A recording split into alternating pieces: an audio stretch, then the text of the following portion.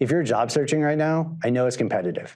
Use this time to explore your options. Tighten your resume and LinkedIn and keep showing up because the right opportunity will come.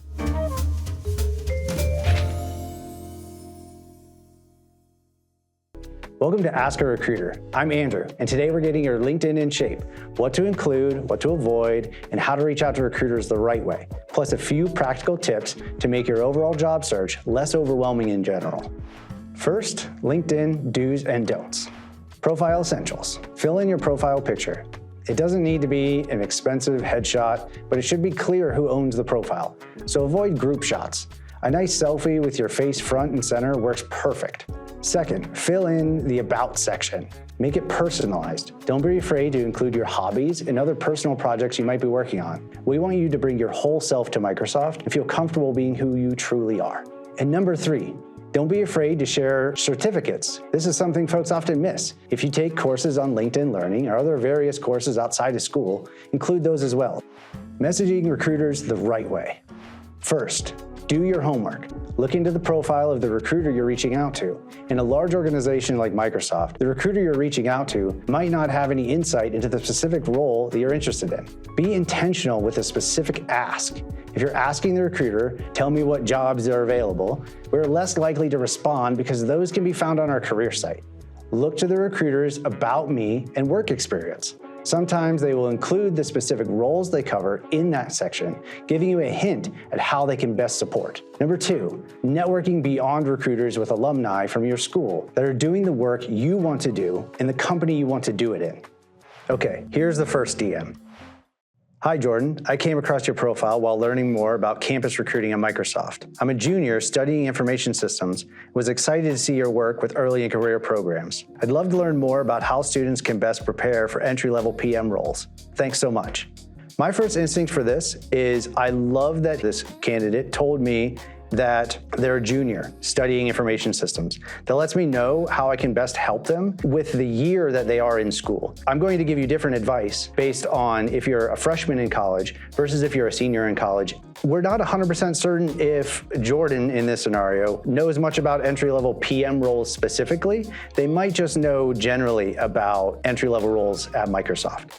So being a little bit more specific about what type of area within the company that you want to do PM work in could let me know how best I can go either find information for you or getting in contact with somebody that might do this work already. I would say that it could use a little work, but in general, it's a good intro.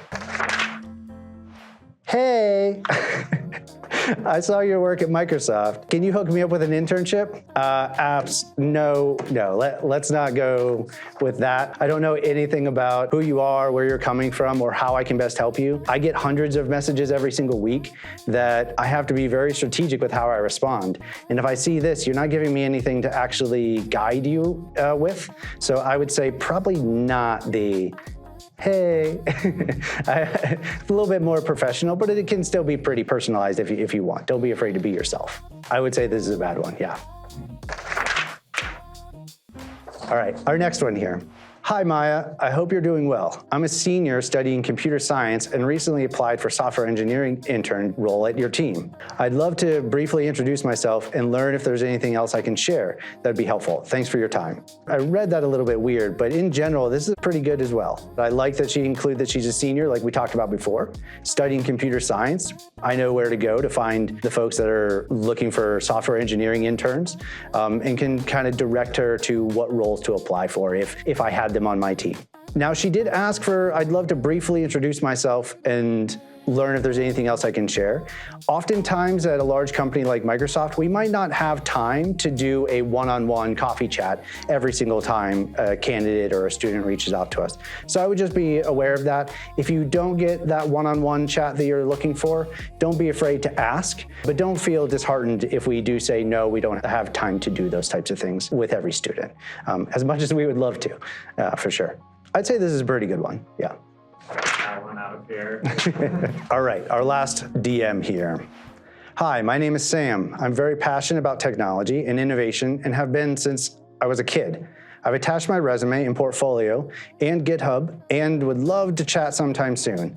Let me know your availability this week or next. First instinct, to my last point, we might not have time to reach out and set up one-on-one coffee chats. So I would say to probably not expect to be able to get that in depth. We're also seeing that Sam has a passion for technology, which is fantastic. But I don't know exactly what technology or area of the business you have interest in. So feel free to go in and include what you want to learn about or what specific technology or how you can innovate a particular area of our business that you are interested in looking more into. One big thing for this one is you've attached your resume and portfolio in GitHub, which are all great, but us as recruiters at Microsoft are not allowed to actually accept and review resumes outside of a formal application on our career site. So make sure to apply and create a profile on our latest career site to make sure that it is getting reviewed by the right people. I would say this is mid-range, but maybe on the badder side, yeah. Let's talk about how we can reframe the job search. First, I want to touch on normalizing rejection. Let's be honest, rejection is hard. Nothing hurts more than getting all the way to final round interviews in a role you're super excited about to get that email saying you're not selected. If rejected from that role that you're super passionate about, don't take it as a never. If you're rejected from Microsoft, don't let that discourage you from applying to other roles. If rejected from one, it doesn't mean you're rejected from them all. Advice that I wish students had heard earlier, think of your career as a series of stepping stones. Sometimes we've got to take other opportunities and learn more skills to get to our dream job. And if you've got a question, drop it for Ask a Recruiter. You've got this.